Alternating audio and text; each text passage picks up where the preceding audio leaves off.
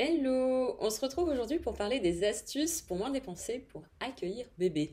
Accueillir un bébé, on se rend tous bien compte que c'est merveilleux. Après, on va être honnête, entre la poussette, le siège auto, les couches, les petits gadgets mignons, la facture peut rapidement s'envoler. Heureusement, on va voir ensemble toutes les astuces que j'ai accumulées au cours des 10 dernières années. Voilà, je reprécise, je suis maman de 3 enfants. Je viens d'accueillir mon petit dernier Gaspard il y a quelques mois, pour économiser un max, tout en offrant le meilleur, hein. Pas faire de concessions non plus pour votre petit bout de chou. Donc je reprends, hein, parce que là je fais genre et tout, je connais bien ces sujets-là, mais il faut que je préciser quand même qu'au début j'étais high level, hein, au niveau vache à lait. Donc voilà, l'idée ça va être de vous épargner tout ça. À la base, je voulais aussi préciser exactement le budget total qu'on avait dépensé pour accueillir bébé. Et puis je me suis dit que ça aurait été beaucoup trop long dans une même vidéo, conseil plus détail du budget.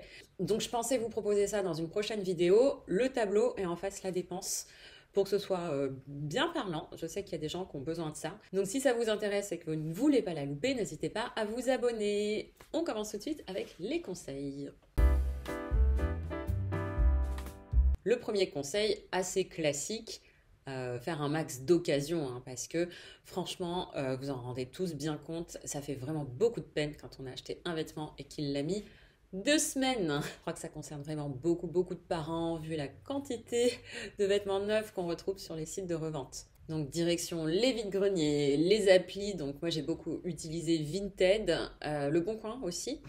Les bourses aux vêtements, moi j'ai le souvenir d'être tombée sur des brocantes, des bourses aux jouets aussi, c'était des cavernes d'Alibaba pour 1 euro, enfin on trouvait des trucs de dingue, des vêtements adorables, en excellent état. Franchement on s'est fait la réflexion avec mon mari, je sais pas, un vêtement qu'on payait 20 balles, on le trouve à 1 euro là, mais pourquoi ne l'a-t-on pas fait plus tôt? Donc du coup, j'ai pris le réflexe de guetter les bourses aux vêtements suivantes, hein. Ça, on trouve très facilement les informations sur le site de la ville, sur Facebook. Enfin, voilà, vous n'aurez aucun mal à trouver les prochaines dates. Je pense aucun problème pour en trouver dans la plupart du temps autour de chez vous. Ou sinon, bah voilà, encore une fois, Vinted, Le Bon Coin. Je suis une très grande coutumière également. Typiquement, la poussette yo-yo, je pense que vous êtes très nombreux à connaître et j'ai regardé récemment. Je crois qu'on n'est pas loin des 1 000 € pour avoir le package total. Nous, on a dû l'acheter pour franchement 300 €, quelque chose comme ça. D'ailleurs, je me pose la question comment font les gens pour garder la poussette dans un état aussi impeccable. Donc voilà, alors que la première fois qu'on l'avait acheté pour notre grande, parce que voilà, ça fait 2 fois. Oui, parce que en fait, bébé 3 a initialement, quand on a eu nos deux grandes, n'était pas prévu, donc on avait tout donné, tout revendu. On l'avait acheté neuf à l'époque. Donc voilà. En faisant le montage, j'ai réalisé que j'ai omis de préciser que l'occasion c'est super, mais il y a des petites choses pour lesquelles l'occasion faut quand même faire attention. Typiquement le siège auto, ça c'est quelque chose que typiquement on va vous conseiller d'éviter de le prendre d'occasion parce qu'on ne sait pas ce qui s'est passé avant et pour des raisons de sécurité, vaut mieux éviter. Après ça c'est plus personnel, des formations professionnelles. Je suis médecin hein, et au cabinet je vois souvent des gens arriver se plaindre de problèmes de punaises de lit. Donc pareil pour tout ce qui va être literie, j'aurais tendance à éviter. Deuxième conseil, c'est de s'informer sur les vrais indispensables. Le domaine de la puériculture, c'est un domaine où le marketing est très très très très présent. Il y a beaucoup de choses qui ne sont pas du tout nécessaires. C'est intéressant de connaître les vrais indispensables. J'ai fait d'ailleurs une vidéo à ce sujet, je vous l'affiche si cela vous intéresse. Voilà, bébé n'a pas besoin par exemple d'une machine à purée over sophistiquée, pas besoin de 3 transats électroniques, d'un babyphone dernier cri qui vous envoie des alertes par mail. Bon après, franchement, qu'on s'entende, si c'est un plaisir pour vous, vous faites bien sûr comme vous voulez. Le message ici, c'est plutôt à destination des gens qui ont du mal à s'y retrouver pour leur expliquer que, encore une fois, il y a beaucoup de marketing, vraiment, et que peu de choses sont vraiment essentielles. Grosso modo, les vrais indispensables, une poussette solide et l'idéal d'occasion, si vous suivez, un lit, des vêtements, des couches. Bon, là, j'avoue, ça, vous ne pouvez pas trop y échapper. Et voilà, il n'y a pas besoin d'un showroom pour bébé complet. Bon, effectivement, il y a besoin de quelques petits trucs en plus, mais franchement, pas énormément. Ensuite, justement, parlons-en des couches.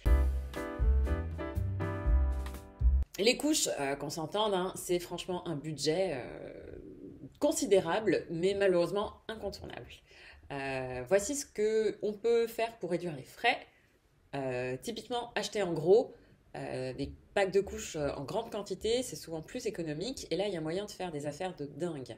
Pareil, j'ai pas mal expérimenté, mais bon, peut-être un petit peu trop d'ailleurs. Vous me voyez venir, juste avant le confinement, ma deuxième avait pas 2 ans et demi, je tombe sur The Super Promo, je fais des stocks et elle devient propre littéralement une semaine après. Sachant que ma grande, on avait beaucoup galéré, 3 ans, elle n'était pas encore franchement propre. Donc voilà, juste une petite précaution d'usage. Autre astuce, vous pouvez utiliser les cartes de fidélité. Il y a beaucoup d'enseignes qui proposent des réductions qui peuvent se cumuler si on va régulièrement dans la même chaîne. Pareil, il y a moyen de moyenner.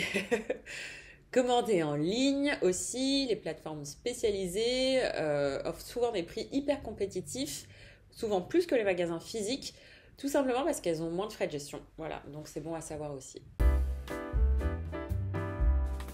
Ensuite, conseil suivant, fabriquez vos propres produits. Typiquement, vous pouvez fabriquer plein de produits vous-même. Le liniment, par exemple, ultra simple. Grosso modo, c'est un peu d'huile d'olive, un peu d'huile de chaux et je crois qu'il y a un peu de stabilisant pour obtenir un soin naturel et économique. Il y a des recettes un petit peu partout, vous n'aurez pas du tout de mal à en trouver. Même chose pour, je sais pas, des lingettes lavables, une vieille serviette, un coup de ciseau, ça y est, vous avez des stocks de langes ou de lingettes. Et en plus, on évite les produits jetables. Conseil suivant, lister avant d'acheter. La clé pour pas craquer pour des achats inutiles, je pense pareil, je parle, mais je me suis littéralement déjà fait avoir plein de fois, c'est de faire une liste. Avant d'acheter quoi que ce soit, avant d'aller au magasin, notez ce dont vous avez vraiment besoin. Et l'idée, c'est de respecter cette liste une fois en magasin. Et dans la même idée, ça aussi c'est très connu, évitez de faire vos courses le ventre vide. Je pense que ça aussi, on l'a tous expérimenté, on a envie de tout acheter.